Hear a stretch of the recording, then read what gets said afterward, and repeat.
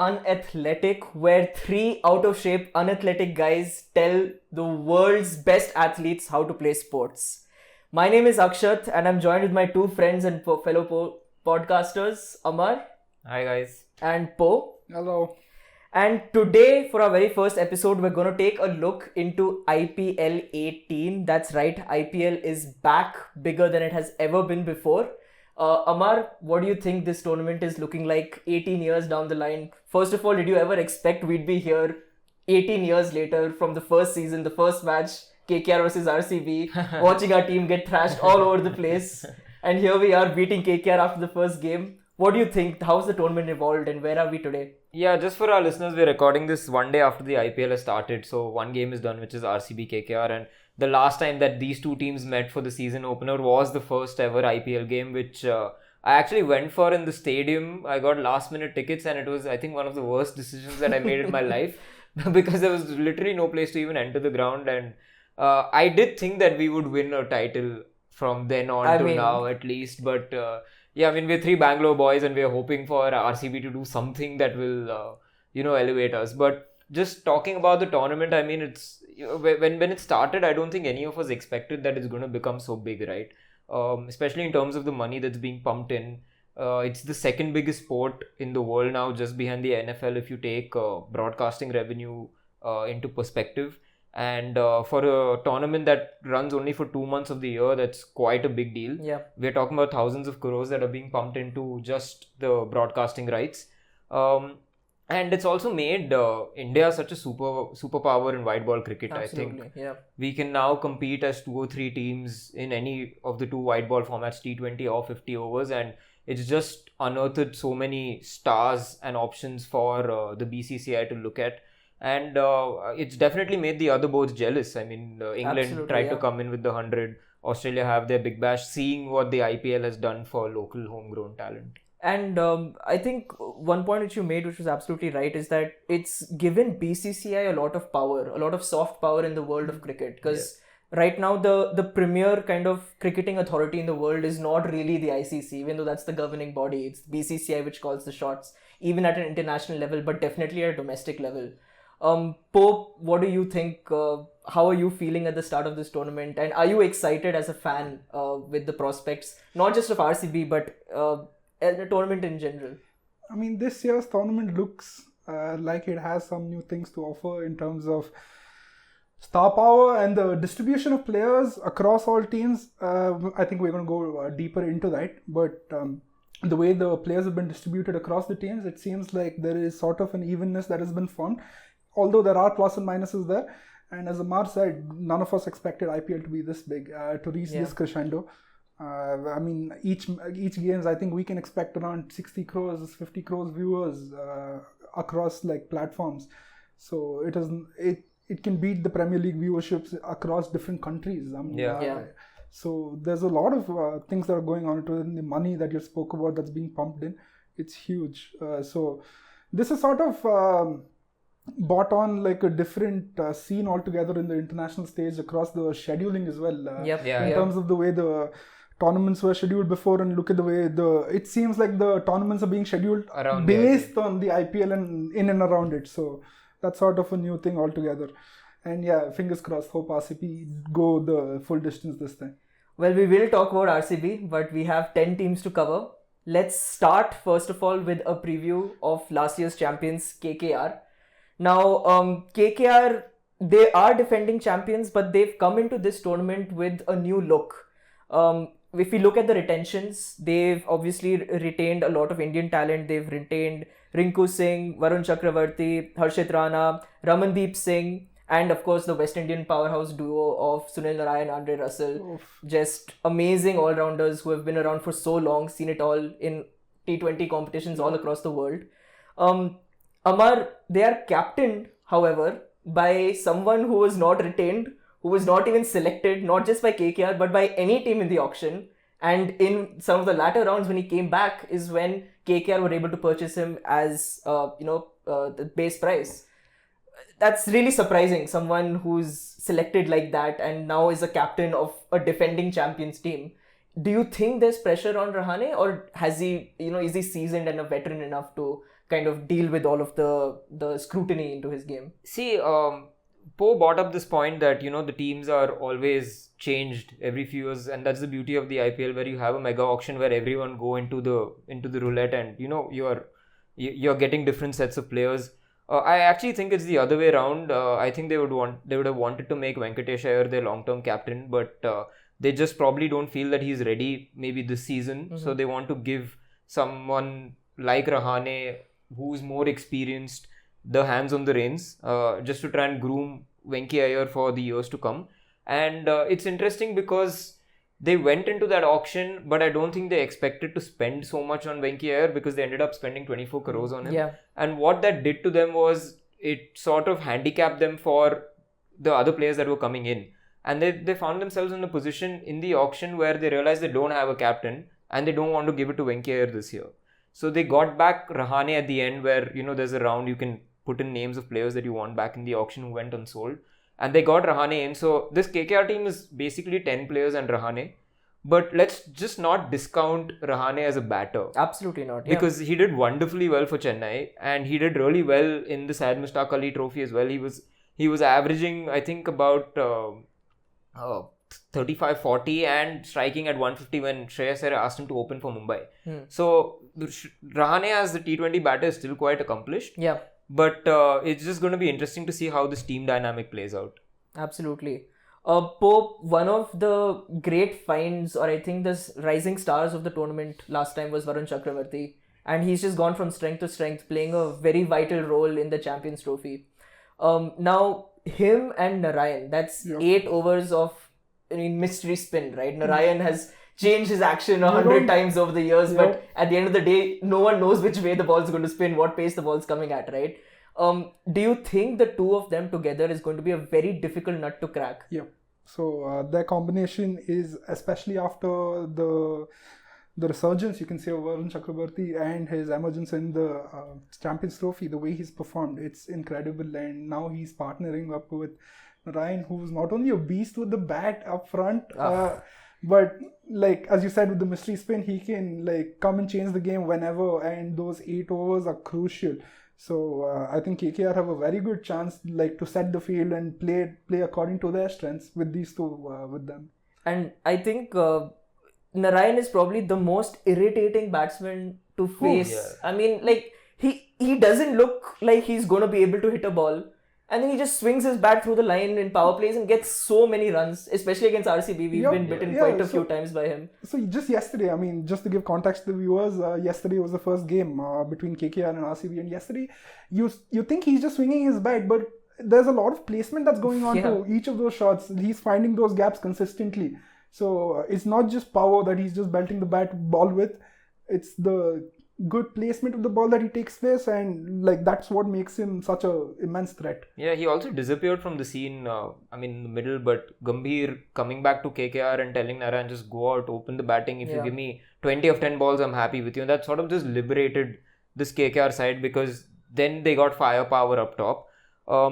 But if we are going through the list of players that they've formed this team with, right, this year, I think there's a big hole in what Phil Salt did for them last season. So let's talk about the people who they don't have anymore, which played a very vital part in them winning the tournament last year, right? Phil Salt is someone who you've mentioned. Shreyas Iyer, of course, the captain now not being there, it's a big deal, right? It's a big statement of intent from the KKR management as well, that we don't think we need him to win. And of course Stark, who's your gun bowler in any situation. So I think these are 3 of the biggest players who they've had to try and replace. How do you think they've got along with that so far? In the auction, but also the way the tournament is unfolding. So, it's too early to say now because there's been one game, but Phil Salt, the kind of starts that he was giving them, especially at Eden Gardens, where he was averaging above 50 on that ground, was vital to KKR's performance last season. And they've gone with 2 options. They got back Gurbaz in the auction, who was there with them. And they've taken a punt on Quinton de Kock, who is at the fag end of his career, you could say. But he's still very explosive. It's going to be interesting to see if QDK still has that in him to give those kind of starts. He could be a Warner, Yes, I mean Warner at the last stages of his career too wasn't as explosive as he was before, right? So, again, it's that 23 crore tag that they paid for Venki Iyer that didn't let them get Phil Salt because they were going hard for Phil Salt in the auction as well. Yeah. KKR and RCB were the two teams competing for him. In terms of fast bowling, again handicapped because of the budget that they had left, and they managed to get only Spencer Johnson and Andrik Nokia. They've started with Spencer Johnson in yesterday's game, which shows that they're backing him. He's a young, emerging Australian fast bowling talent that Australia are backing too. He was there in the Champions Trophy, but he could go for a lot of runs. I don't know. This KKR team looks like it has a lot of mistakes in them, and they're a team that could potentially concede a lot of runs. Spencer Johnson, Harshit Rana, and Vaibhav Arora. These are good emerging prospects, but they're not the finished article. And if put under pressure, it's going to be interesting to see how they respond. The main issue is that their pacers are inexperienced, right? Yeah. So how do you think they're going to cope with them? Like, do you think they'll go all the way to the playoffs and can stand a chance of retaining their trophy with the pace line that they have? See, I mean, it depends on the entire balance of the squad and also what Russell does with his injury concerns. Because if Russell can give you 4 overs, then that team looks very balanced. Because they have a lower middle order batter who is contributing 4 overs, and then maybe they can go in for an extra spinner in their bowling. But yesterday he didn't bowl. Yeah, and So- I think that's because they try to keep him for the death overs, right? Yeah. For him to bowl those slower balls, like, taking pace off the balls, and it's not really suited for up top, where again the most of the damage will have to be done by Spencer Johnson, and as Poe said, does he have the experience to really make an impact? But speaking of impact players, we have to again talk about Venkatesh Iyer and the reason they have backed him so much. Last IPL, he was just absolutely spectacular, right? He averaged 46.25 at a strike rate of 158, scored 450s, 2 of them coming in the first playoff game and the finals. So that's a match winner for you right Crucial there. knocks. A trophy winner for you right over there. So I think there's going to be a lot of onus on him to contribute where Shreyas Iyer was contributing a lot last season. And there is, of course, going to be a lot more responsibility on someone whose career has really taken off, but I feel has plateaued a little bit, and that's Rinku Singh. He is probably one of the first names who they retained, right? Now, Ammar, you had something very interesting where we think of him as someone who's so key for KKR. Last season, he faced just 113 balls. Yeah. And it just shows you the kind of impact he can create in such a short time. What do you think his career, it doesn't seem like it's taken off the way we expected. We thought we were looking at a incredible finisher. We were looking at someone maybe likes of what Dhoni was early in his career. Maybe someone who can take the mantle of someone like Surya Kumar Yadav as one of the best T20 players in the world. Where do you think that has gone wrong right now for him? I mean, it's not gone wrong because it's just the role that he's been given for KKR. Last season, he wasn't asked to contribute that much because they were firing so heavy on the top order. Narayan and Salt were doing bulk of the scoring.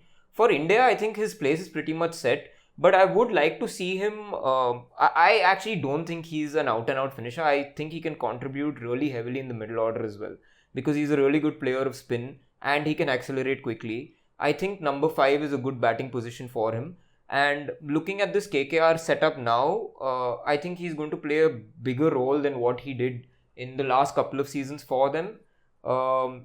And KKR also have a lot of firepower in that middle order, lower middle order, because you have Ramandeep Singh, you have Raghuvanshi who's been playing very well for them. You have Rinku Singh and you have Russell. Yeah. So they can give Rinku a bigger role by promoting him up the order, and I think that's going to happen for them this season. All right, Poe, final thoughts. Where do you think KKR are going to finish up on the table? I think they're going to make the playoffs, Okay. but I don't see them getting past the qualifiers. Our expert Poe has spoken. Do not put your money on KKR for the season. Let me just finish off by saying that even though he didn't have that great of a season last time, Mitchell Starc will be a huge miss. Because if you saw in the playoff games the way that he bowled, and the finals, the way he got Travis Head out, and we keep saying, right, bowlers win you tournaments. You don't know when these kind of bowlers are just going to come up and win a game for you. And them not being able to replace Mitchell Starc with the same caliber of players, I think that's going to be a huge miss for them. Yep. I think more than bowlers, it's Australians who win you tournaments the way they fucking play. I agree. Okay, moving on from one Australian to another, I want to talk about SRH. and with SRH, you have to obviously start with that opening pair. Now, what can you really say about this team? That absolute powerhouse of a batting display, which they seem to show up every single game. They do not care about anything. Yeah. They will hit every ball if they can, and they have doubled down on what was their model last time. They have a pitch which is a highway track. It is going to suit the batsman. We know that it is where 220 seems to be the par score. Yeah. And they've like, okay, let's just get as explosive batsmen as possible. So of course the opening pair we will talk about, Abhishek Sharma and Travis Head. You have Klaasen as well, one of the most dangerous batsmen in the world. Scary. If you are a spinner, please take an off day. To that, they've added Ishan Kishan. Now, I just want to give a stat about these 4 players. The strike rate of Klaasen in IPL, 168. Last year, 171. Oof. Abhishek Sharma, IPL strike rate of 155. Last year, 204. Wow. Travis Head, 173 average strike rate. Last year, 191. And you've added Ishan Kishan, who, again, as we're recording, has just scored his century in the debut match at a strike rate of, I believe, near 200, if not over 200. What do you do, Ammar? SRH is very interesting because they're a team that came and changed what people think about T20 cricket and what the possibilities are, especially with this impact sub rule where there's always an extra batsman. So they're like, why not, just go for it and see what happens.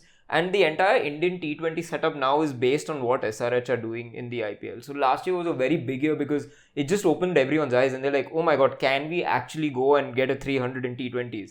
And it doesn't seem that far off now. I mean, they have come close like 5 times. I mean, they were 12 runs away today. Yeah, right? yeah. And they slowed down in the middle overs. It feels like they're placing bets internally to see who's going to get, like, whether they're going to beat the previous best record every single game. Yeah, seriously. So, like, I was just going through this. It just hit, like, so last season alone, they've gone past 206 times. Yeah. They've gone past 250 3 times. And each of those times they've bettered themselves, and they've gone on to hit 287, if I'm not wrong, against RCB and get the highest total. I think they just missed. That. Yeah.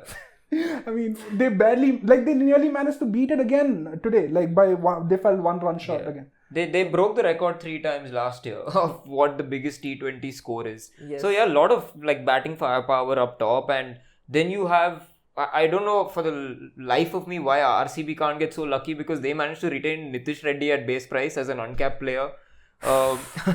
They also, they've retained Pat Cummins, who is bona fide captain. Like that guy's completed cricket. Right? Yeah. He brings that entire team together. Yeah, absolutely. Yeah. And he's completed cricket, man. Like he's won the World Test Championship. He's won the World Cup. He's won the. Did he win the T20 World Cup too? Yeah, he won the T20 World Cup too, all in 1 year. And what a great captain to have. Absolutely. Just the reason why SRH fell short last year was just the last in the finals where their top order didn't fire. So what happens over there? Because I don't see a lot of replacements for Abhishek Sharma or Travis Head. Hopefully there's no injury, but what happens when if something goes on? It's very deliberate in the way they play, right? Because they attack you with such ferocity that you can't help but start thinking defensive as a team and as a captain and as a bowler. No one wants to get hit for like 20 runs every over, right? So you end up, taking the pace off and you're not bowling your best wicket-taking deliveries. But the only way to actually beat this team is to get the top 4 out cheaply. Yeah. There's no other way you can possibly win a match against them. And I think that is something which the opposition captains are going to have to be extremely brave, because the amount of pressure that this team puts on you, if they bat first, you coming out batting second, I mean, every single player has to come out and start hitting the exact same way SRH is hitting. Yeah. Otherwise, you're not going to get 260, 280. I mean, it's ridiculous scores. Even for a 50-over match, it's like a par score, right? So, wicket taking against SRH seems to be a very important thing. Yeah. But coming to the other part of their game, bowling was not that strong for SRH last season. This season, I'm going to read a few names of people who they've gotten. They've gotten Chahar, Shami, Zampa, Harshal Patel, Jaydev Unadkat. What do you think, Po? again, this is not going to be a top bowling lineup of the tournament, but is it good enough to back their batting, especially in games where, let's say, the batting fails and it's a playoff game, you might need your bowling to contribute and take the lead. Do you think this team has it in them? I think, but as you guys said though, like their what do you call it? Like key takeaway should be their aggressive batting. It's we should not focus too much on the bowling is also what I'd say, because that team is defined by their batting, and that's what they should focus on and strengthen, and that's what they've done right now also. They've let go of two people in Bhuvi and Natarajan also. Yes. So, and they've gotten Shami and Harshal Patel to replace both of them. So, I think it's like a good like-for-like trade, not like-for-like in that sense. I'm talking about in terms of impact, in terms of what they can get out of the game as a result. So, Harshal Patel was a record holder in terms of the maximum number of wickets. Or, yes. Yeah. When he won the purple. Yeah. So, he goes for a lot of runs, but still he's a known. You have a lot of runs to give, right? I think it's perfect for Harshal Patel to play for SRH because they can afford. He can afford to give runs if he's taking wickets for them. And bowling was a big problem for them last season because even when against RCB when they did hit 287, Ammar and DK almost came and chased down that total. Yeah. So they wanted to address that in the auction and they went hard for Mohammad Shami. Now, interestingly, Mohammad Shami has taken 17 wickets only in the power plays for Gujarat. And he's played 2 seasons because one, he was injured with that ankle injury. So you're getting someone who's taking wickets up front, which is huge for them.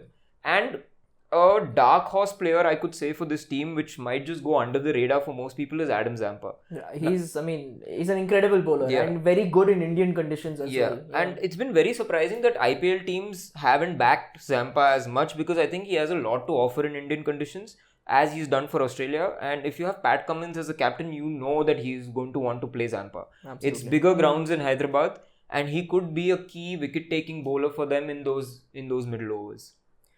Ammar, predictions now. SRH, where do you think they're going to end up? Man, they look like one of the most well-balanced squads because even in the lower middle order where we are saying that they're not that strong, they have Nitish Reddy, they have Abhinav Manohar, they have this one more kid who came and played today, hit a 6 first ball, Aniket Sharma. So even that they've managed to somehow address. And I think it's an easy shoe-in for them in the top 4 at least. Top 4, but I actually think that they are going to be the champions. That's my prediction. I think they've come back with vengeance, like after last season. Yeah. Looking at the way they played today, they definitely have left off, started exactly where they've left off. So they want to get that trophy. See, that's an interesting conversation because the way the playoffs are set up, they're playing matches in Calcutta and in Hyderabad. So they're going to have most likely a home advantage in the playoffs. That could be huge for them. Yeah, and if they're playing the finals in Calcutta at a pitch very similar to what they have in Hyderabad with a smaller ground, then you could say they're definitely favourites to win. Okay, now we're going to move on, guys. Isala Cup namde?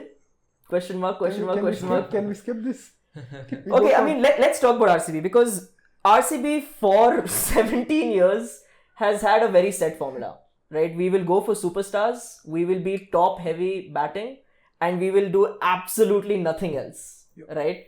Now, RCB is the most entertaining team in IPL for our fans sometimes, for the rest of the fans every time, because we're a bit of a shit show, right?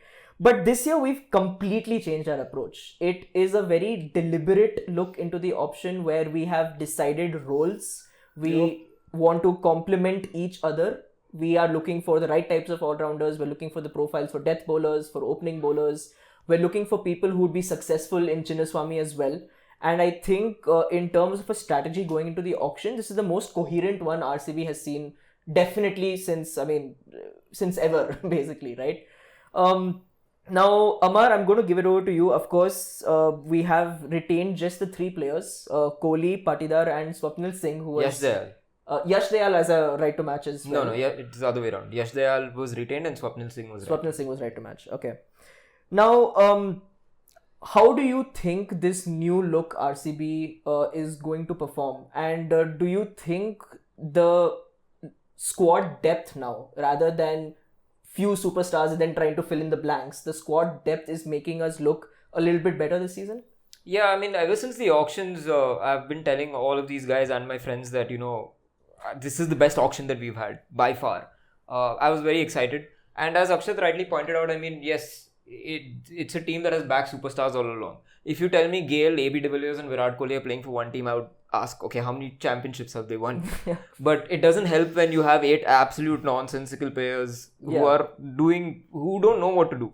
So what they've done this time is they have identified skill sets, and especially at Chinnaswamy. Yeah. RCB is very interesting because we have the least win percentage in our home ground. So we've just not learned how to play the Chinnaswamy. I actually have a stat. We have won only 48% of our games at Chinnaswamy. Yeah, less than half of games have been won. The worst of any current team. I don't know Kochi Tuskers what they did, but yeah. So they've been very deliberate with what kind of roles are important at Chinnaswamy, and they've gone and attacked those roles in the auction. So first example is Phil Salt. Now, if I have to talk about Phil Salt, this guy is a beast. In the power play, every 2 overs he scores more than 12 runs, and every 4 overs he scores more than 16 runs. Wow. So you're getting someone who is going to be a sure shot 20 run in 10 balls if he stays till 10 balls. Yeah. And if he plays through the entire power play, he makes it big. Like, he's going to get you a 50 within those 6 overs. Now, we said, right, like they make their team around superstars. I think they've done just that in a different way, where they've made a team around Virat Kohli. That, okay, we have Salt up top opening. We want you to play the longer game, what you're more comfortable with. Let him attack. Okay, and they've taken pressure off Kohli completely by making Rajat the captain, because it's just too much limelight on. And the way Kohli has also adapted his game from last season onwards. I mean, he's brought in that slog sweep, which was not a real big part of his game. It was not there at all. Yeah, and so even he sees the need to evolve to try and take this team to the next level. Yeah. Now, of course, I want to make it clear, we have changed around the way RCB squad is constructed, but of course, being in Chinnaswamy, you still have to have a batting heavy squad, which this still is. Moving on to a little bit lower down the order, Patidar, who is now our captain, one of 5 new captains in the IPL this season, has received a lot of backing by the management and by Kohli, the staff, everyone. He is an absolute game changer with the bat. What do you think, Po, in terms of his captaincy? We've got a very small look at it just one game before, but he seems very calm, very assured, very collected, and quite attacking in the way he thinks of the game as well. Do you think that is gelling well with the way this squad is set up? I mean, it's largely untested though, right? So he's sort of an inexperienced captain, although he did take his team to the finals of Syed Mustaqil Trophy, if I'm not wrong. First time in 13 years that Madhya Pradesh qualified. So and again, batted amazingly that tournament. So, but in this scenario, in IPL scenario, we need to see how he's going to perform. But I think he's been consistent in keeping our middle order with some hope. Like, at least he stops the almighty collapse if our openers go away. He's there, you can rely on him. So I think that will go well, and he seems to be a person who sort of listens to everybody else across with his players as well. So I think getting in everyone's opinions, and of course having Kohli also, that also helps a lot. So I hopefully this turns out to be a good and long-lasting captaincy for us. So I think Patidar is a good shout though. Like, I wasn't expecting it though, but maybe you would have. Yeah. But it was a welcome surprise. Ammar, now to the bowling, you have been singing the praises of our signing Josh Hazlewood, but around him as well, we have more of a structure. Of course, we have a death bowling specialist now in our team. We have Bhuvneshwar Kumar who can play. We have, of course, Suyash Sharma. A lot of, I would not say big names when it comes to bowling, but it seems like we have picked role bowlers. Yeah. So what I was talking about, where they've attacked the auctions based on skill sets, it's very apparent in the bowling, the way they've gone after the bowling, because they've been very clear on what they want and who they want to play at Chinnaswamy. So Josh Hazlewood, of course, did spectacularly well for us when he played the last time in RCB colours, right? And became just a completely different bowler after he played under the tutelage of MSD at Chennai. And they've gone heavy for him. They paid, I think, about 13 crores, and he was their number 1 pick of fast bowlers in the auction. They've got Bhuvi, who's going to take wickets up front. They've got Yash Dayal, who's going to take wickets up front with the ball moving. If those two can bring out some sort of movement from the Chinnaswamy pitch, they want to attack early and they want to get wickets early. But they also have the kind of caliber of players who can maybe bowl in the difficult situations. And that way, I think Krunal Pandya is a great pick. A lot of people think of Krunal Pandya as that maybe 2-3 over bowler who's just going to come in and, sort of ebb the flow of runs. But Andy Flower was very clear when he said that we are taking Krunal as a wicket-taking specialist. Yep. And then they went for Suyash Sharma. Now, obviously, he very clearly wasn't their first leg spinning option. They wanted to go for Chahal. But it doesn't help when Chahal is gone for 18.5 crores in the auction. You just can't afford him. So they've taken a punt on Suyash Sharma. We just have to see how that plays out. But this team has options. So they have Swapnil Singh. They have Jacob Bethel who can also come in. They have Livingston who can bowl both off spin and leg spin. So what I like about this team is if plan A doesn't work, then we can go and explore what plan B, plan C is. But sorry to interrupt. What I was going to point out was, like, you brought up the point anyway. So looking at the other team's compositions also, we don't have a proven leg spinner or like a good option to rely on. But you do bring up the fact that we have up and coming bowlers who can fill that role and spot. So, but do you think that'll be one of the Deterrence? one of a. See, I don't think you can win an IPL without a premium fast bowler. That is a key. Like, you need to have a premium, possibly foreign fast bowler in your ranks. Who can take wickets. Who can take wickets, yeah. With a leg spinner, yes, it's very important. But you have to understand that the supply of leg spinners, especially Indian leg spinners, is very limited. There are only about 3-4 going around the circuit who've played international cricket, and most likely they're going to be retained. So Kuldeep Yadav was retained, Bishnoi was retained, Chahal went for big money, you couldn't get him. So you have to look at other options. And I think Livingston is great this way is because he can bowl the leg spin to right-handers, and I don't know how he does it, but he can bowl off spin to left-handers. It's a very, very different skill set. And they will have to take a punt on him if Suyash Sharma doesn't work. But looking at what Rajat Patidar said yesterday, where he very explicitly said that I'm going to back Suyash Sharma because he's my lead wicket-taking bowler, and it's okay if he goes for runs.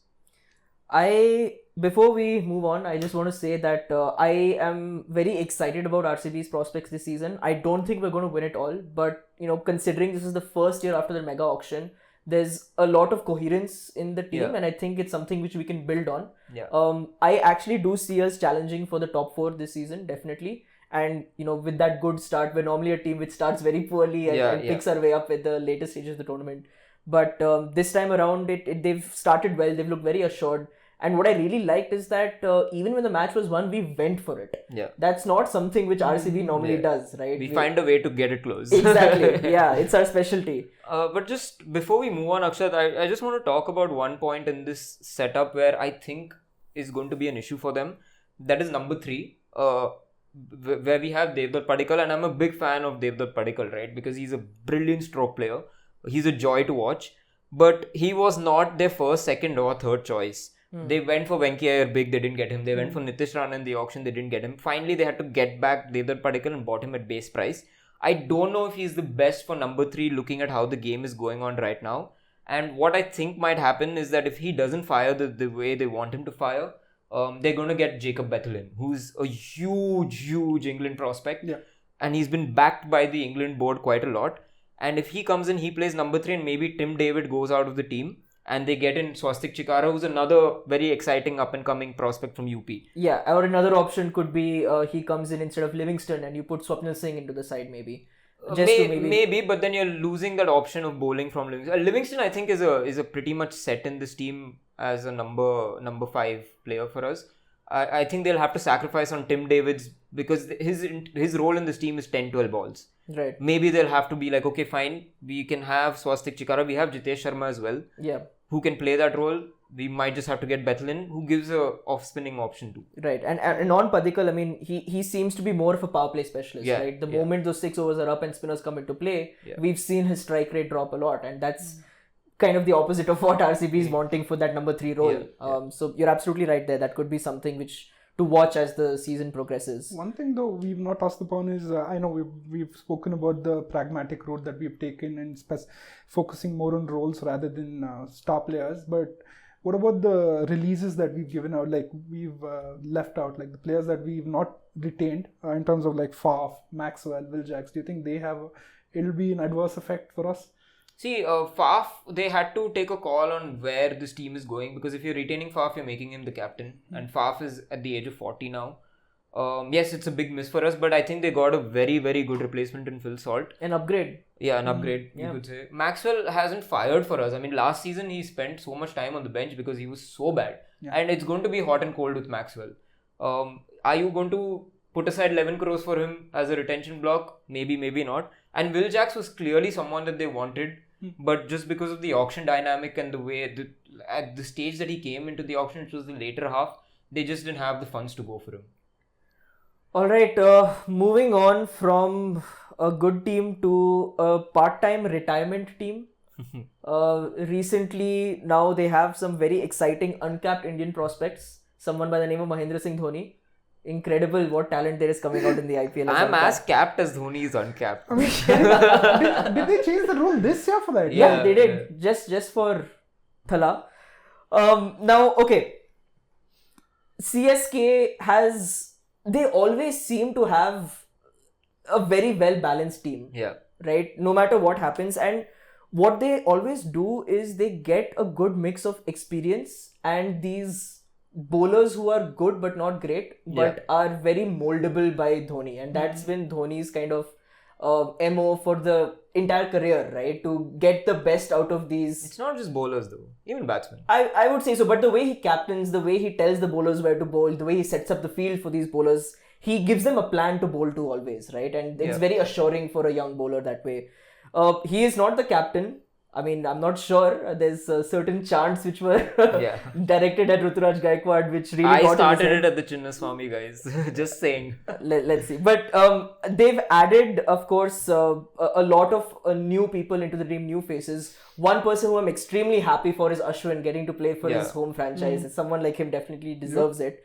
What do you think, Ammar? CSK and Mumbai tied for the most IPLs.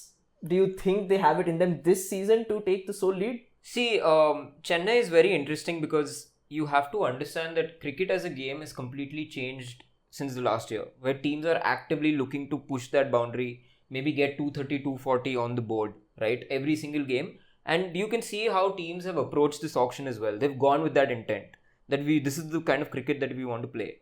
And sometimes what happens to teams is that the sport moves a little faster than you do. And I'm very interested to see if that's the case for Chennai, because Chennai have been following a certain template that has worked beautifully for them for 18 years. But that is not the same template that other teams are following. Yeah. They don't have that explosive player, one after the other, who's going to come and just tong the ball. They have very technically gifted batsmen who play their roles well. And if you see their top two, right, Conway and Gaikwad, for me, I think that looks like the most meek opening combination across all the 10 teams. They're great players, but not explosive. They're not explosive. They're not what the game is at right now. So it's very interesting to see if Dhoni says that I know how to play cricket because I have won 5 IPLs with this team and we will continue doing the same thing. Or are they just going to be left behind? But what they've done for this season especially is that they've double down on that home advantage situation. Absolutely. They've created a squad just for Chennai. And if they win 5 games out of 7 over there, then they look to see where they can get maybe 2 or 3 other wins on the road, because their spinning options are quite a lot. They have Jadeja. They bought Ashwin for big money, 9.75 crores. Yep. They bought Noor Ahmed for 10 crores. And you have Rajasthan who can give you overs. So that's 12 overs of top quality spin. Yeah. Right there. And then you see with Rachin, if they're playing him, where he fits in and how they use him. And then you have Sam Curran, you have Khalil Ahmed, who I think will be good this season for them. And it's like you said, these, like, again, I wouldn't say that they are the best international players, but they are these IPL veterans, right? You have people like Khalil Ahmed, Huda, Tripathi, Curran is also experienced, no matter like how young he is. They have gone for that same kind of structure, right? Yeah. Now, their fast bowling seems a little bit weak, but again, as Ammar said, that it must be a bigger focus on spin since they are in those conditions. But you can only play half your games at home, right? If you're playing in, let's say, the Chinnaswamy, you're playing in Hyderabad, you're playing in Eden Gardens, like how we saw yesterday, you will need your pacers to come up big. Do you think this team with Patirana, Khalil, do you think there's enough in them to trouble teams? I mean, they are a good team, but I wouldn't say that they're the best in terms of their bowling lineup. what they have to offer. But CSK has never been about that. It's about their all-rounders. It's their individual contributions that can collectively help the team to improve. Yeah. So even looking at their list now, like they have Jadeja, they have Ashwin, they have Dubey, they have Karan, they have Raghavendra. So the list goes on. So like it's not their one unit that has a specific role that's going to impact the team. Anyone can strike on any game. So I think their overall cohesion in terms of the team dynamics, that'll play a lot into going into the tournament. But as you guys pointed out, I hope they don't go far, but they've got this huge tendency to bounce back. So every single time they're in the dumps, they end up either coming to the finals or winning it the very next year. So that tendency, that winning mentality that they have, it's I don't like it personally, but it's something to commend. Look, Dhoni/Gaikwad love to have options, and this team is filled with a lot of options. Yes. Even when you're talking about fast bowling, they have Patirana, they have Khalil Ahmed, they have Nathan Ellis. Yes. And maybe tracks that are not turning, you get in a Nathan Ellis for Noor Ahmed. They also have Sam Curran, who can be a gun all-rounder for them. So there are a lot of options. It just depends on what Gaikwad/Dhoni want to do. But I also want to talk about MSD as a contributor in this team, apart from setting the fields and moving like the angles and, doing some gimmicks, breaking some TVs at the Chinnaswamy. Does he hide behind the Mitch Santner kind of player again and bat at number 8? I mean, it's a good question to ask. I'm not going to say he's a passenger in this team. Dhoni is never a passenger in a team. But that is not the position you want your finisher to come in, right? Behind Mitch Santner. No, it doesn't matter finisher. If it's MSD, you want him playing as many balls as possible in the middle. Are you sure though? Yeah, definitely. Because, last season his knees were injured and he could not run. So his role that he defined for himself was 10 balls. But if he can bat up the order this time, then it opens a lot of options for them in the middle. But again, personally, I feel like someone like Dhoni, who has been past his prime for a very long time, I'm sorry to get football references in a strictly IPL episode, but there's a bit of that Cristiano Ronaldo-esque kind of a feeling with him where just let it go, man. Yeah, time is up. You are not the same guy which you were. And if you are trying to play at number 8 in a batting lineup, clearly you are not the same person, and that spot might be better suited for someone else in the team. Yeah. Again, that's just my opinion. I know a lot of people are going to come after me. Before we move on... You really want to cancel the podcast in the first episode. Man, see, and again, we have been very complimentary of CSK. As RCB fans, this is as complimentary as we can possibly fucking be for this team. Listeners should see our group chats and the way I talk about this team, and you'll be ashamed. If you want to learn new abuses, please follow me. This is getting cut. No, it's not getting cut. I'm putting this in there. But we do need to move on. One final thing, since we spoke so much about how good they are in Chennai, they have the highest win record. RCB 48% in Chinnaswamy, 68% win record in Chennai. I really thought it would be much higher. The highest out of any team. Second is actually Rajasthan, quite close at 67.7. Followed by Mumbai at 60, KKR at 58. I think Hyderabad's also somewhere within that range as well. So a team which really knows how to make their home advantage count, and they have done for almost all of the 17 seasons we've seen so far. Let's move on to Gujarat Titans, a team which I think is flying under a lot of radars because they haven't really had an incredible auction. They still have a lot of talent in that team. They are led by Shubman Gill, who I want to spend a little bit of time talking about because while he was a captain, now he's being groomed and there's a pathway for him to become the Indian captain. And of course, the expectations which come with that are much larger, and you really need to develop your thinking of the game when you are in such a position. Ammar, firstly, in the auction, just going to read out a few of the names, the retentions. Rashid, Shubman, Sai Sudarshan, Shahrukh Khan, Rahul Tewatia and Sai Kishore, who, like you said, spinners, Indian spinners, genuine spinners at the international level are in small stock. So they've actually backed Sai Kishore quite a lot. But to that, they have started adding some, again, veterans at the international stage. You have Joss Butler, you have Mohammad Siraj, you have Kagiso Rabada. Again, 3 incredible players. do you think this team actually has a chance of going really far into the tournament, or are there some weaknesses you see which you need to address first? See, we have to understand the way Gujarat approached the auctions and the IPL. So there's a very strong Indian group of coaches who understand the game very well, in my opinion, because you can't just come in and win an IPL. They've done that. They won the IPL and they came second in the next season. Heartbreaking loss to Chennai. Taking another football reference, this is a very Liverpool-Brentford kind of setup, Moneyball approach, where basically you're looking at players of high value rather than high pricing. So you pick players that seem to go under the radar, and if you're getting them at a good price, Gujarat just snap them up. So they're not the team that is going to spend 18-20 crores on a player ever in an auction. They want to have good options available for the value that they're getting for these players. What I think is there's a very stark difference in this team, okay? There's a very clear strength and a very clear weakness. They've gone top heavy in batting, top heavy in bowling. Their top three in batting are Gill, Butler and Sai Sudarshan. And for me, these are like 500 run banks in the IPL, all three of them. Shubman had an 840 run season, which was incredible. Crazy. Yeah, and in that stadium, he is just unstoppable at times. Yeah. So, and they've backed Joss Butler and told him that you are liberated. You are batting at number 3 for Rajasthan. You're going to open the batting for us in the IPL. He does not have the pressure of England white ball anymore because he's stepped down as a captain. If we can get back the old Joss Butler, who for me is like IPL great. Yeah. He's done some amazing things for all the teams that he's played over the years. And then you have Sai Sudarshan. So that's a very strong top 3.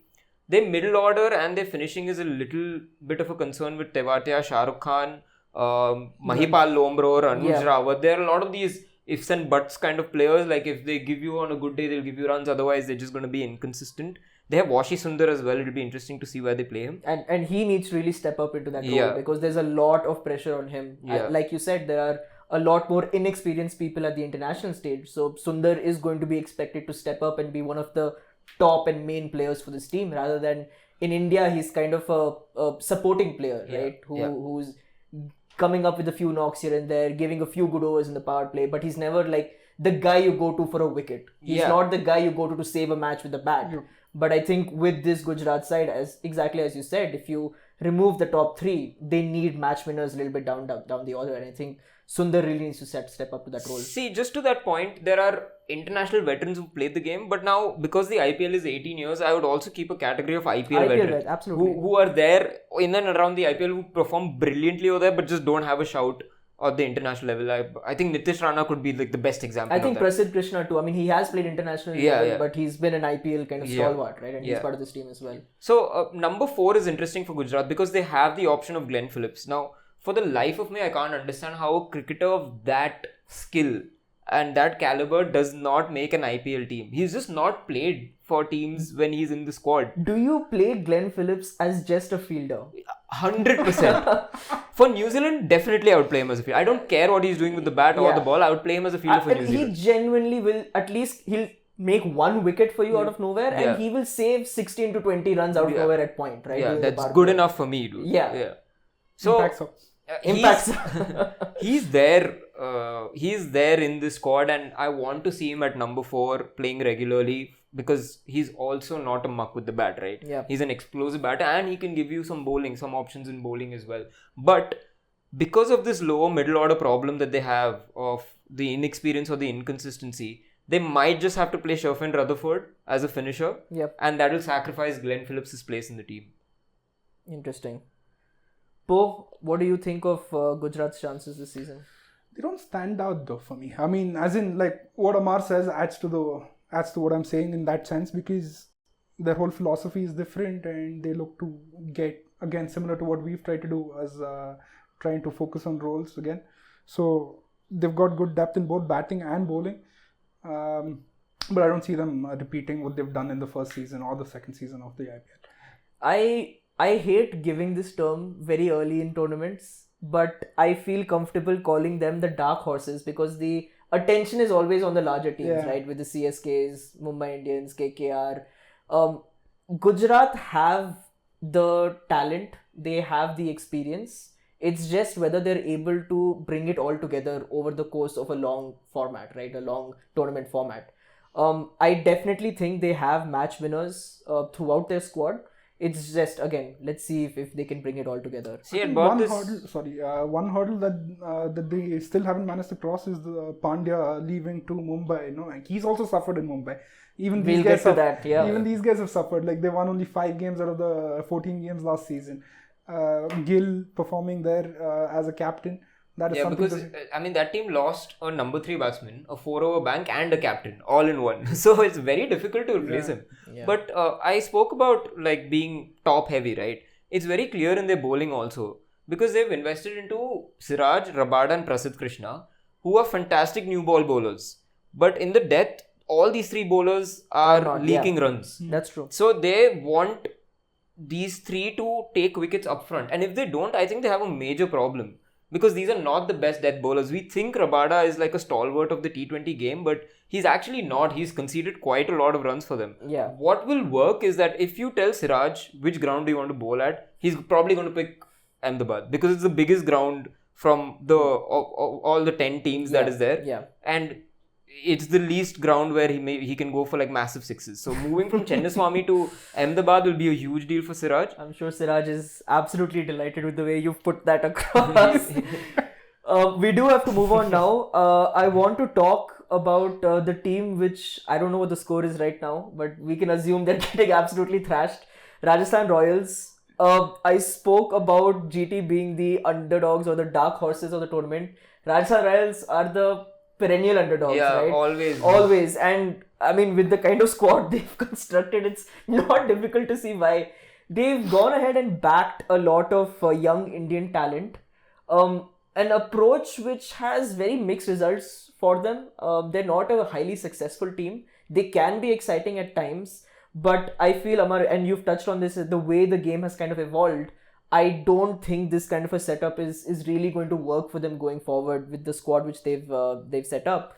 That being said, last year, I mean, they had an absolutely incredible start and ended up losing, I believe, 4 of the last 5 games. Or they won the first 7 out of 8. Yeah, or the 7. So what? 173. Our producer Abhi says 173 for 5 and 16 overs. They're not even close. So. Yeah, just 100 runs required in 4 overs, of course. So speaking of the retentions, of course they have the 2 Indian superstars in T20, Jaiswal, Sanju Samson. I mean, Jaiswal is now an all-format star. Dhruv Jurel, Riyan Parag, Sandeep Sharma, and Shemron Hetmeyer. To that, they've added Archer, Theeksana, Hasaranga, Farooqi, who's been absolutely taken apart today along with Archer. How many drop catches? I think I lost count at one point. Tushar Deshpande, who I believe is actually quite talented, but it just doesn't seem like a team which is going to scare anyone, right? No. I mean, look, I don't understand how you can approach an auction where you have placed importance on Dhruv Jurel over someone like Joss Butler or over someone like Chahal. These are 2 proven T20 superstars. Yeah. And I'm not talking about like, okay, they have 1 or 2 good seasons. These guys have consistently been amazing in the IPL. But you've gone for Dhruv Jurel instead as a lower middle order Indian wicketkeeper. Why? What is the need? If he goes into the auction, he's not fetching more than 6-7 crores. You can get him back. Yeah. But they've let Butler go, they've let Chahal go, they've let Ashwin go, Yeah. they've let Trent Bolt go. These 4 are, I think, if someone asked me to retain Rajasthan players, at least 2 of these 4 will be there. For sure. Yeah. For sure. With Jaiswal and Samson. So I think they missed a trick over there in their retentions and they didn't have that great of an auction where there are certain roles that they've just not been able to fill. They've backed Hasaranga and Theekshana as their spinners, but I don't think Hasaranga gets a shoe into this team if you're playing Fazal Farooqi. They've backed Archer, but there are always injury concerns. Even before this tournament, performance concerns. I mean, Archer has not been firing at all. for a while now. It's not a small dip in form anymore, right? Yeah. Now we have to genuinely ask whether he is going to be that premium bowler. Yeah. Exactly. Yeah. And I mean, even like forget about that. Okay, you have Archer who's missed outright 2-3 IPLs, Right. like full seasons, but you're backing him so heavily that he's your only strike foreign fast bowler. That's where I think they missed a trick. As I'm talking, Dhruv Jurel is 70 of 35, so I think I have to bite back my words. But Yeah, I mean they lose only by 80 runs. yeah, I mean, but my point stands. I mean, you can't let players of this caliber go out from your team. But we just have to work with what we got, right? Yeah, I mean, you spoke about, them letting a lot of experienced players go and relying, of course, I spoke about on younger Indian talent. We have a 13-year-old, guys. Yeah. Who is Very exciting though. Very exciting. He was sold for I think 1.1, 1.2 crores, which makes him 1.1, 1.2 crores richer than I am already. But I have to say that dude does not look 30. Let's be real. Okay, let's be real. He does not look 30. Maybe you're 13, but bro, I mean, it's all right. I mean, you can be 16, we'll still be impressed, okay? 13 is pushing it a little bit. Yeah. We're talking about Vaibhav Suryavanshi, if I haven't mentioned that already. Po, what do you think of this Rajasthan side? Do you think they will have the consistency in performances to at least have some kind of a promising start to this new mega auction cycle? So, I mean, looking at their last season also, like they made it to the second round of qualifiers, no? So, I mean, it's not that far. They beat us. RCB. So, Are we being bitter? Are we saying RR shit because they beat us? No. I mean, no, I just not want to at make all. sure. Not at all. There's Not a at all. reason why they beat us. They had Bolt, Chahal, Ashwin and fucking Butler. Coming to the point though, like on paper, this year they look like a decent squad. Like on paper alone, like I don't know how they're going to gel together, how it's going to turn out with the departures that Ammar has mentioned. They've tried to bank on Hasaranga and Tikshana. Yeah. So as their two main focus of spin, and if that works out, I think it adds some firepower to their bowling lineup, even though they've lost quite a few there. Yeah. I think problem that sorry to interrupt, but you made a very good point. Like, a lot of teams are like, oh, I'm a batting heavy team, or I'm a top order heavy team, or I'm a low middle order heavy team. Like, Rajasthan seem to be like, I'll be average everywhere. Yeah. And they're just happy to participate. Yeah. I think that's what they've ended up with, right? Like an average squad just across all departments. And do you see the karma? RCB let Chahal go and try to replace him with Hasaranga, and we were shit after that. RR had Chahal and they've tried to replace him with Hasaranga again. I just had a really bad thought. I mean, we're putting a lot of bad karma out there and they're definitely going to beat us this season. Yeah. But yeah, Po, you were saying. Sorry. So what I was saying was one area where I think that they lack immensely is their all-round tail end batting depth, and I don't think they have anybody there apart from Hasaranga who can participate now and then. But so that is one area where they're lacking, and apart from that, like good, decent bowling and batting lineup. So yeah, I mean, to be fair, Samson and Hetmeyer on their day can win their matches alone, right? Yeah. And I've run out of objectives to praise Jaiswal. I think he's just one of the most incredible people. Yeah. So okay, let's not spend too much Just time. a little small trivia. The rule that was made for Dhoni applied to Sandeep Sharma too, which is why they could retain him in a base price. Good job. so we're just keeping it as the rule that was made for Dhoni. Yeah. I mean, yeah, it was. I think even Dhoni would admit it privately that the rule was made for him. Let's move on to, I think it's fair to say, one of the most unliked teams. I won't say hated, because like I think RCB, I hate CSK them. and all are hated, but I hate them. we're talking about Lucknow, right? And the reason is, of course, the treatment of KL Rahul. Gosh, I mean, for those of you who don't know what we're talking about, last season the owner came out in a very public altercation blaming KL Rahul for the performances. Which He taught an international player how to play cricket. I mean, that's the theme of our show, by the way. Goenka, if you want to join us. So let me just start with their squad composition, right? They have retained Puran, Mayank Yadav, who is injured, Ravi Bishnoi, Ayush Badoni, who's a good talent, I must say. Avesh Khan. Yes. So Mohsin Khan as well. Avesh Khan as well, who is injured, and they've gotten Shardul Thakur now to replace him. This team, the way they have spent in the auction is so RCB, like the bad RCB, where they have spent 55 crore of their purse, including retention, on 3 batsmen, which is Puran Pant, who is the most expensive player in IPL history, and David Miller. They could only spend 2 crore on their next batsman, which is Markram. Now that is a lot of inequality, right, in the way the entire salary cap has been set for this team. Ammar, they have good bowlers, I would say, in Akashdeep, of course, but it just doesn't seem like a well-rounded team, right? So I don't usually say things about teams before an IPL starts because you never really know what's going to happen. But confidently, I can say this time that LSG are not going to qualify. You heard it here. Very confidently.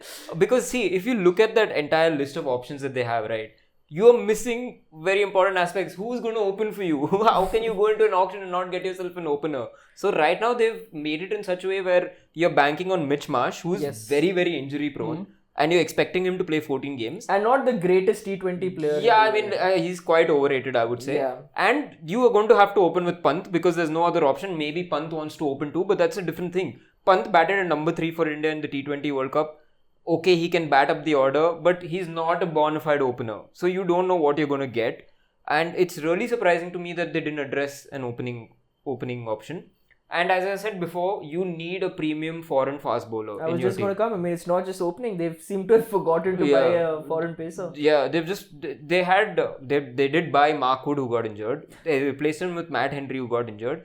And then they're like, just fuck it, we don't have any other option. And they've ended up with Shamar Joseph, who's just there. And it's a very funny story because they didn't actually intend to buy Shamar Joseph. They was right to match, I believe. Yeah. They tried to right to match Mumbai so that Mumbai would drive up the price and quote a higher price. But then Anant Ambani is just like, you can take him, bro. It's fine. And they ended up with Shamar Joseph. But what they did was they wanted to back Indian fast bowlers. Zahir Khan, I think, is a big role to play in that because he's the team mentor. So they went for Mayank Yadav, Mohsin Khan, Avesh Khan. Okay, 3 very, very quick, promising Indian fast bowlers, but all 3 injury prone. Yeah. And for the life of me, I can't understand why they didn't keep this in regard. Because Mayank Yadav is already injured for more than half of the IPL season. Yes, all of them are actually. Mohsin Khan and Avesh Khan. Akashdeep, Avesh Khan, Mayank Yadav, and I don't know, Avesh was also injured. Are doubtful. Because Mohsin is out for the entire campaign. Yeah. So you have Shardul Thakur, who's reliable, but And now you've ended up with no fast bowlers at all. You're going to have to rely on Akashdeep. Yeah. I mean, he's also injured, but I think Akashdeep is also injured. Like, he's doubtful and he's come up to the squad. I just want them to play SRH like right now. Oh my gosh, dude. Just don't have any recognized fast pacer on there, like who's injury free right now. It doesn't look like it, no. I think Ravi Bishnoi is, of course, someone who can get wickets for them, and I mean, you're just clutching at straws here. We're clutching at straws with Akashdeep also. Like, let's face it, he's not a gun, like, T20 bowler anyway, right? And look at like the team composition, right? Because you have Marsh, you have Makram, and you have Puran, all in the top 4. So 3 of your foreign players are in the top 4. You have nobody for your lower middle order. You have nobody as an all-rounder. You have nobody as your fast bowling option. Who are you going to play in the lower middle order? I mean, let's just leave it at that. I will give them a little bit. I mean, one good stat, and that is Puran, who has had an incredible 2024. Across 74 innings, he's averaged 40 at a strike rate of 160. Ammar shared this stat where he scored 164s and 176s. It's just in 24, that is. That's crazy. Than 4s. Yeah. I mean, in 1 year, man. In 1 year he's had one of the, I mean... Yeah, he's a game changer. Like, he's had a Chris Gayle year. I don't know how else to put it. So he can win you 2-3 games on his own. It just depends on how far they can get into the tournament with that kind of form. Nobody else is going to win the remaining 11-12 games. Okay, let's move on. Okay, you wanted to say I just wanted to ask you guys something about Pant being the most expensive player and the history of what happened with KL last year with Goenka and all.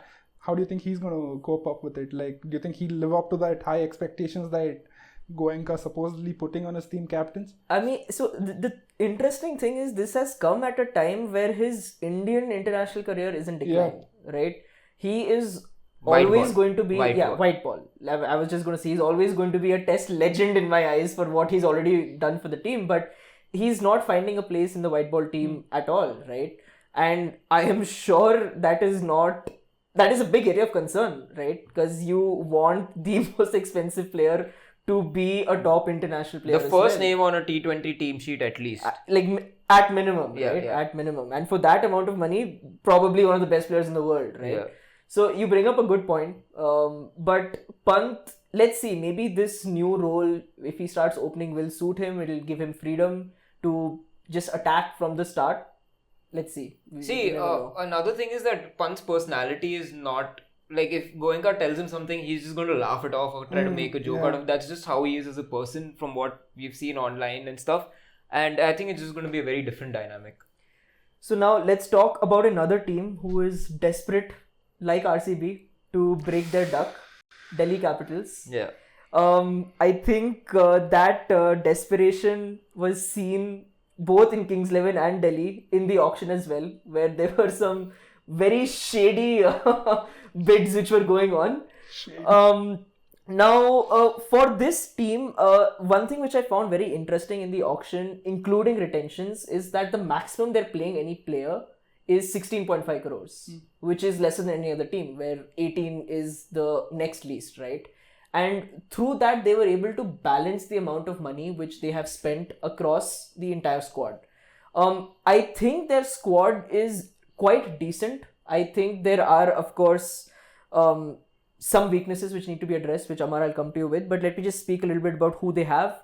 They have Akshat Patel, who, my God, this man has been, just the last 2 years, Bapu, just absolutely clutch, right? Performing with the ball and the bat. He's become a really great player.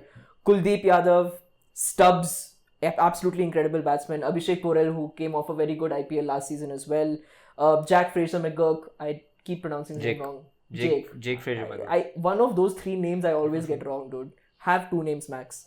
And Mukesh Kumar. They've added, of course, KL Rahul, who has a big point to prove, who's also having a great redemption arc with the Indian team as well.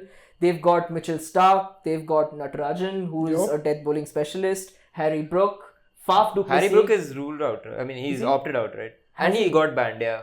Oh, yeah, you're right. Yeah. Damn. How much did they pay Bapu for him, kicked him out. The Englishman.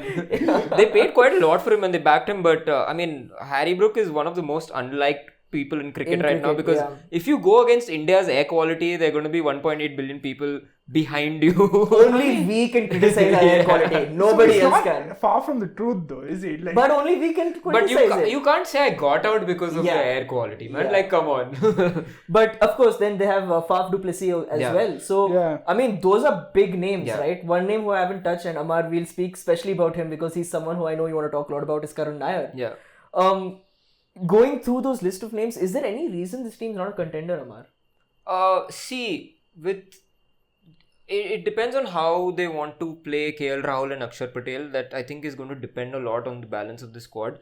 Personally, I think they're going to open with JFM and du Plessis because they've backed JFM and they've made du Plessis the vice captain. So I think that's quite clear. Yeah, it's quite clear, and they want that explosiveness up top. Number 3, number 4, who plays? Do they play Abhishek Porel at number 3 and then KL Rahul at number 4 and Akshar after that? And then you have Tristan Stubbs. So it's a good mix of players. Yeah. But Porel is not a bona fide match winner. I don't know how KL Rahul is going to perform in the IPL. Is he going to be the free-flowing KL Rahul that we've seen, or is he going to be that man who always is under pressure, that gets abused unrightfully? And they also have Ashutosh Sharma, who you missed out on, who was great for Punjab last year, and he's most likely going to play as a finisher. Yep. Where I think they lack a little bit is maybe Indian fast bowling, not the most experienced. I think they've gone for they have Natarajan. Natarajan's a good. and Starc. They have Starc to like mentor anybody. I said Indian fast. Yeah, I think between Starc, Natarajan, and then you have of course Akshar and Kuldeep, you have quite a reliable set of bowlers. But after that, who's going to be bowling the rest of your? There's no depth, right? Even for the spinners also. Like Kuldeep and Akshar are the only 2 options, and they don't have any notable names after that. Yeah. But if you just see that middle order, lower middle order, it lacks explosiveness as what maybe an RCB have, what Hyderabad have up top, because they've gone for 2 very explosive openers, but after that it just sort of tapers down. And I have to talk about Kuldeep Yadav in this setup. He's a great bowler, but is Delhi the right ground for him? Because it's the Firozshah Kotla, now the Arun Jaitley Stadium, is extremely small. It does not give any help to the leg spinner. Is he going to be as effective, or is he going to go for runs? And Kuldeep is a very confidence bowler. Right? When things are not going his way, when the ball is not spinning, you can see he really does lack that belief in his ability, and he tries, bowling fuller. He changes his lengths too much. He tries to just instead of trying to flight the ball and extract spin from the pitch, he just tries to push things through, which makes it very easy to hit him down the ground. And we've seen that in the Indian team as well, and previously in the IPL with Kolkata as well, even though he's been great, as you said, but he does lack a little bit of that composure, I feel. What do you think? Kuldeep Ammar also brought a very good point about KL Rahul and what role he's going to play. These two players seem to be put under a lot of pressure no matter which situation which they're in. Do you think they can step up? I think so, because they've come up. This is right after the Champions Trophy as well. So they've got 3 people who won it actually in the team. No? Right. KL, Akshat and Kuldeep. So they're coming off a good tournament. They're seemingly in good form, decently. So I think they can continue. But one issue with Delhi is what I see is their lack of experience when it comes to the qualifiers and how they perform in the finals. They've only come, I think, once in the finals, if I'm not wrong. Yeah. So their lack of experience is going to be the end of them, is what I feel. So I don't see them qualifying to the playoffs. Man, but I really hope Karun Nair gets a shoe into this team. So before we start talking about Karun Nair, let's talk about the year he has had. Yeah. He has scored 779 runs in ODIs first class at an average of 389.5. Crazy. He had the most insane Vijay Hazare trophy. He is the only person in first class cricket history to score 500 consecutive runs without being out. Okay.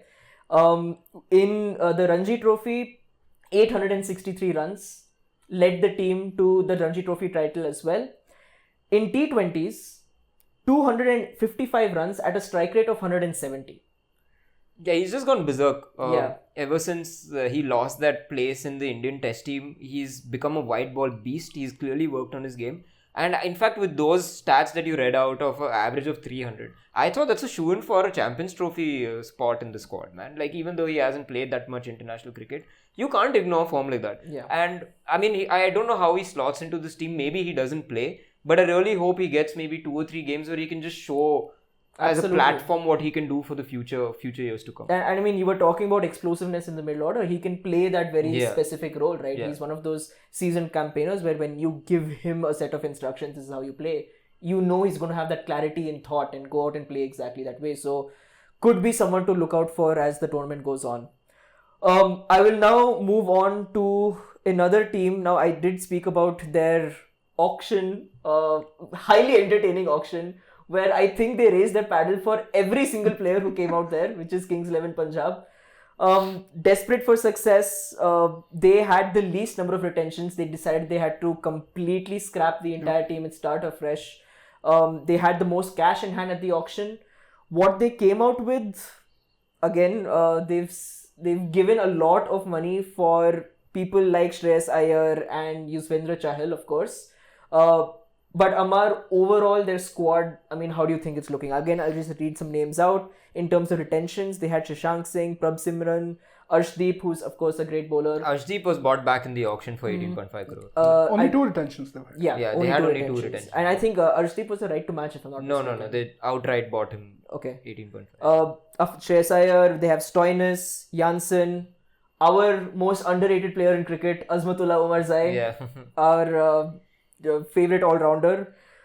Glenn Maxwell is there as well, back in Punjab. He's had a love-hate relationship with that team for a very long time now. They have Inglis also, I think. Josh Inglis, Stoinis. Yes. So what do you think of the way this team is looking this season? Can you just read out their bowlers, fast bowling options?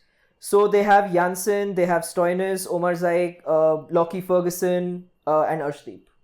Okay, so what I can say about this team is that Ponting, who's now the head coach, and Shreyas Iyer, who's the captain, were together when Delhi had that crazy run in 2020 where they reached the finals. That was a great team, and they both have now come together again.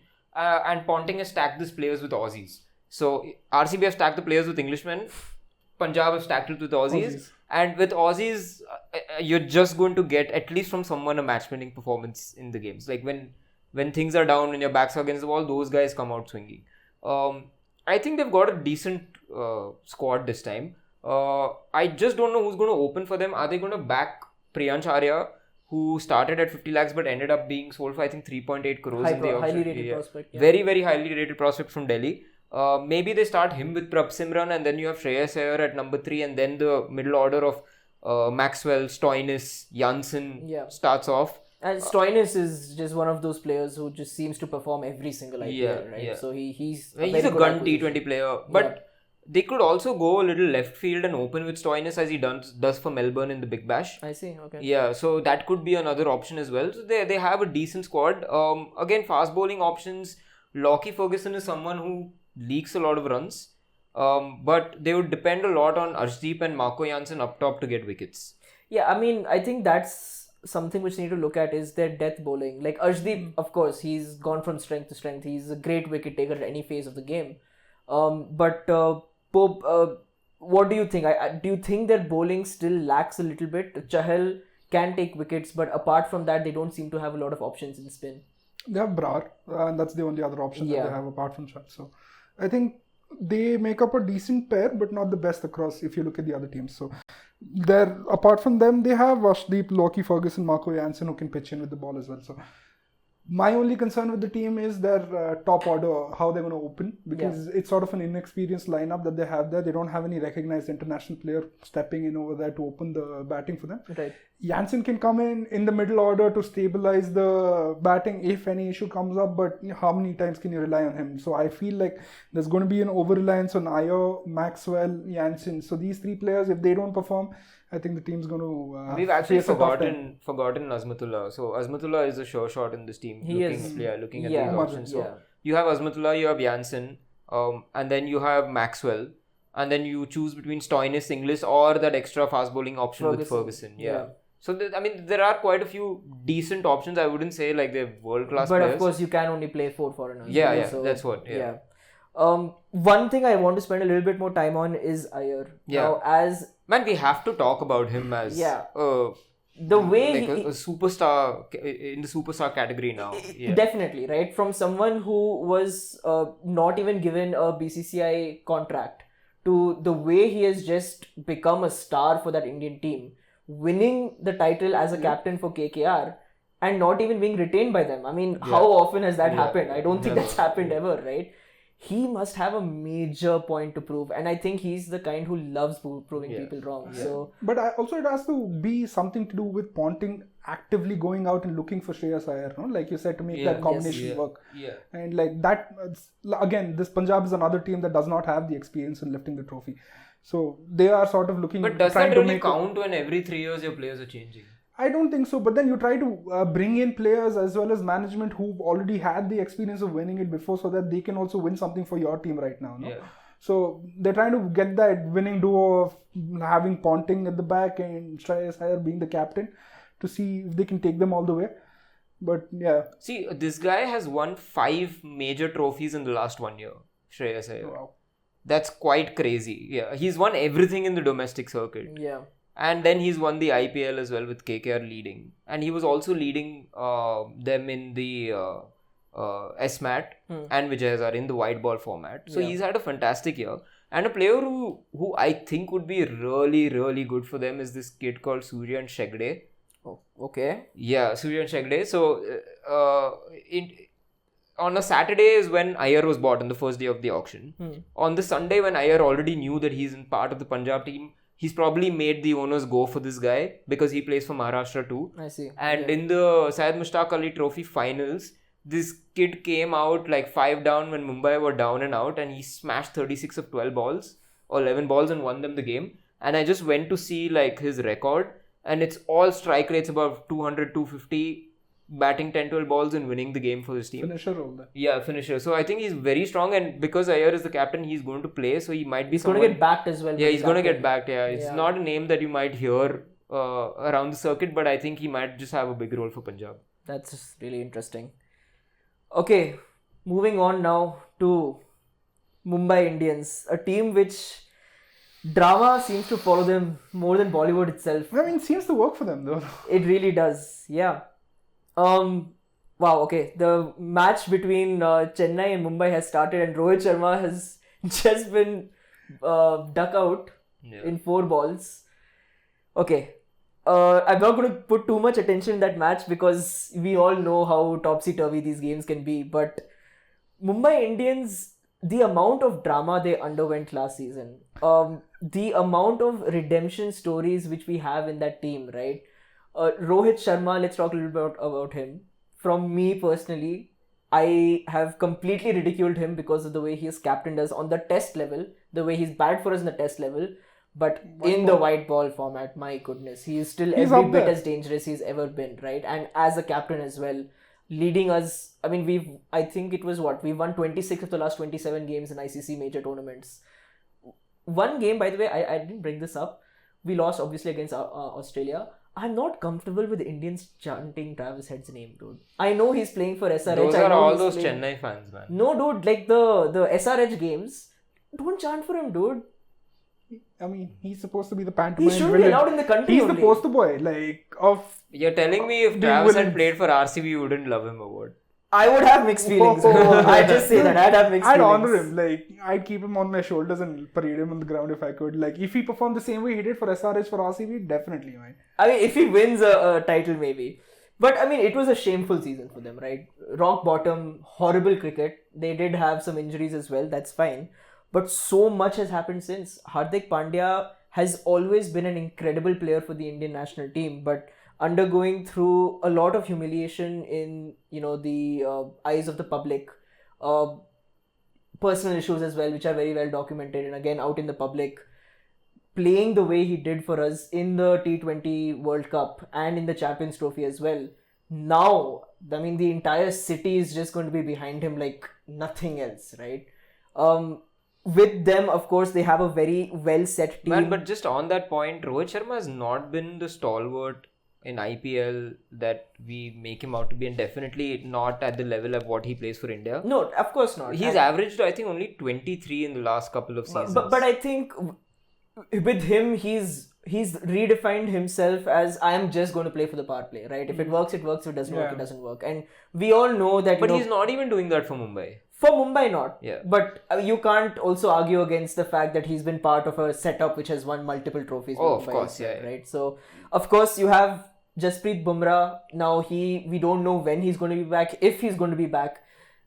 A team with Bumrah and team without Bumrah is a world of a difference. But, I mean, we have to keep that in mind. He is still part of the squad. No, if you read out the squad to me on paper, they're just taking it, right? Right. There's no point. You have the world's best T20 bowler in Bumrah. Yeah. You have arguably the world's best T20 batsman in Surya Kumar Yadav. You have arguably the world's best T20 all-rounder in Hardik Pandya. You have an Indian stalwart now in the T20 circuit in Tilak Verma. Rohit Sharma, legend of the game. To that, you are now adding these bits and pieces. You're adding Bolt. You're adding Mujib. You're adding Ryan Rickleton, who's a very up-and-coming talent. Will Jacks for me, Will Jacks, what a scary batsman. But for me, one of my top cricketers in the world, Mitchell Santner, is also part of the setup as well. So on paper, this team just looks incredibly strong. But can they get over all of the drama, and can they work as a cohesive unit? It just completely depends on that, right? Because if you try to see flaws into this team, you're not going to find many. And that's how they've just approached the auction and the retention. They have a very, very good relationship with Trent Bolt, and they've gotten him back. Very interestingly, they got back. They went hard for Deepak Charan. They got him as well. Yep. So in the IPL, I think over the last 6 years, if you take all the bowlers in the power play who've taken the most wickets, it's Bolt and Chahar. 59 wickets for Bolt and 57 wickets for Chahar, and then the third is somewhere at around the 40 mark. So these are two bowlers who go outright, swing the ball both ways, and can get wickets for you. Yeah. Okay, that's their bowling. On top of that, now you add Jasprit Bumrah. I know, right? Who's going to come in those... Rohit likes to use him in those 1-1 over spells at crucial stages of the game. Whenever he's needed, he comes in and takes a wicket, or he'll stop the flow of the game. Yep. And on top of that, you have Hardik Pandya, who's becoming a great white ball bowler. I mean, I could spend half an hour talking about Hardik Pandya, but just to that point, I mean, this man is opening in ODIs as a bowler now. Yeah. That is how much he's added to his game. From someone who we thought, could he bowl all 4 overs in a T20 game? Yeah. He's bowling 10 in an ODI. In an ODI, and his off cutter, the ones which he takes the pace off, those bouncers which he digs into the pitch, are so difficult. I mean, even if a batsman knows it's coming, it's very difficult to get away, and it's a genuine wicket-taking delivery now. Yeah. So I mean, I think they're really, really good and well balanced. Pope, maybe speak a little bit about the batting, right? We have the powerhouse of Indian T20 batting in just 11. How do you have so many of them, man? Like, Give us some, dude. The only thing that can beat this team is themselves. Yeah. Like if they implode. it's like you said, like the team cohesion, clash of egos, those sort of things play into it, meaning it's going to be difficult. But I think I sort of see Mumbai Indians as a team like Real Madrid, for example, like not in terms of their ability to win. I'm talking about their ability to surpass like the whole it's a team game, it's not like an individual ability, those kind of things. I see what Like you mean. it's a good team of comparison. superstars Who show up. yeah, someone or the other will show up for them. So you can never discount them from a win. See, And with this team, I think they might just find an issue as to what their batting order looks like.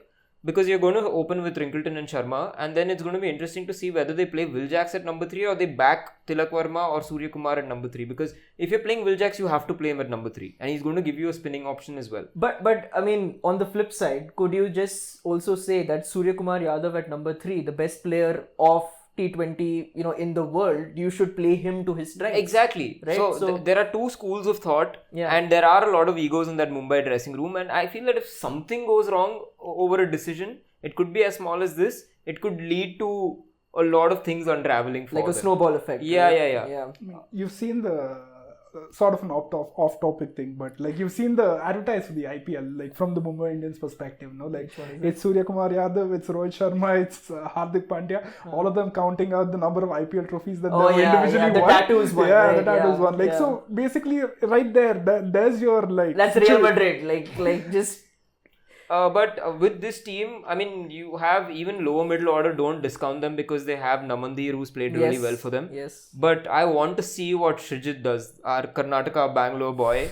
He's been amazing for Karnataka over the last year, and I think they're going to play him in a lower middle order spot because he's striking at like 170 in SMAT, and he's averaging more than 55 in the Vijay Hazare trophies in the longer format. So maybe he brings a lot of firepower into this already superstar batting lineup too. I'm going to leave this with a stat. Yeah. Bumrah is not a good player. Availability? No. Okay, so since 2014, when Mumbai Indians have played with Bumrah in the squad, they played a total of 169 games and they've won 87 of them with a win percentage of 51.4. Without Bumrah, that win percentage goes up to 52.6. Guys, data doesn't lie. Or does it lie all the time? Margins. I mean, but does anybody have a timeline when he's back? Like, because without him, it's just 3 games. Bolt leading the lineup, no? No, I mean, so it's strange because we're hearing that he's not going to play in the Asia Cup due to injury, or is it injury management? Management.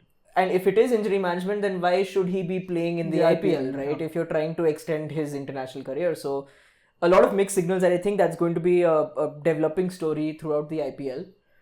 Guys, we have made it through all 10 teams. Nice. Now I'm going to ask all of us to give the top 4. Okay. Now we need to put our money where our mouths are. Ammar, I'm going to start with you. Your top 4. See, I'm an optimistic, okay, and every year I come. Okay, listen. I mean, RCB is in all of our top 4s, but sorry, okay? It has to be Other there. 3 teams. Okay. Yes. So, do you want the order as well? Because that affects. I mean, you're feeling confident, dude. Go for it, damn. I think SRH is going to finish number 1, and then the rest of the other 3 teams, I don't know. But my top 4 would be SRH, RCB, Mumbai. And the 4th team I would say is between Punjab and Chennai. Wow. Okay. Yeah. Oh? I'd say Mumbai wins it this year. Okay. They take the lead over CSK. They're going to get the 6th one. I think KKR will be there. I mean, seeing where they are right now also, I mean, even though I'm not talking about like, I know this sounds funny because they lost against RCB, who usually lose every single first game that they play in every single season. So, RCB has to be there. And lastly, I would put, I think I'd have to give a shout out to SRH. Yeah, of course, they have to be there. Okay. What about you? RCB, I don't know why I'm saying this. SRH, I am going to go for Mumbai, and I am also going to add Delhi Capitals. I don't know why, but I feel like that team is going to do something this year. Interesting. Yeah, very. You don't have Chennai in your top 4. Fuck Chennai. I don't think anybody. I put as a maybe top 4. Yeah, maybe. No. If our man decides to come up a little and play some cricket and stuff. I mean, I don't know how many more rule changes they're going to make. Yeah. There have been a lot more rule changes. I think the rule change is going to come too But because like, of MSD. no, seriously, guys, though, like, is this the last year for Dhoni, or like he comes out wearing a shirt saying one last time in like a different language? Morse code, not Yeah, language. Morse code. Sorry, yeah. So See, he comes out saying that, and I made sometimes- the Ronaldo comparison. I'm standing by it. Ronaldo is saying he's going to play the 2026 World Cup as well. He does not know when to call it quits, man. I mean, I didn't say that about Dhoni. I said that about Ronaldo. Dhoni also, like he comes out saying that like let me enjoy a few more years of my like IPL and focus on IPL because that's my last in terms of cricket. Because So when professionally he's not playing. Chennai won 2 years ago, Dhoni came out and said it's not my last because I want to win again at the Chepauk because the It was home not ground the- hosts yeah, the yeah. finals and then they didn't even come close that last season. So if Chennai win this year, I think he's going to play another year because the final is going to be in Chepauk again. They will have to figure out a new rule. Or you just make an exhibition match and call it a final and let the man play there and retire, man. That's it. Alright guys, this has been amazing. For those of you who don't know, we actually had a podcast before this called Punditry on a Pint, which has not released an episode in 1.5 years. Yeah. But we wanted Because to of this guy. Whoa! But we wanted to come back with wrong accusations. Huh? covering False more accusations. sports, cricket being one of them. So it's really exciting to be here, getting back in the groove of things. Please do like, share, subscribe, all of that social media stuff, which I'm not very good at, but follow us as well. Akshat, Ammar, I don't know what your Insta handle is, you'll have to say it. I He don't doesn't know remember either. either. We're all So- really bad at it, but once we upload our videos and if you get to here, just comment on who you think your top 4 will be. Absolutely. And please keep commenting, get the engagement in. We'll be addressing your questions and comments in the next few episodes as well. Links of all of our social media handles are going to be in the description as well and in the caption. Thank you so much, guys. This has been awesome. And we are going to get all of our predictions horribly wrong, but bear with us. See you next time. Bye-bye. Bye bye.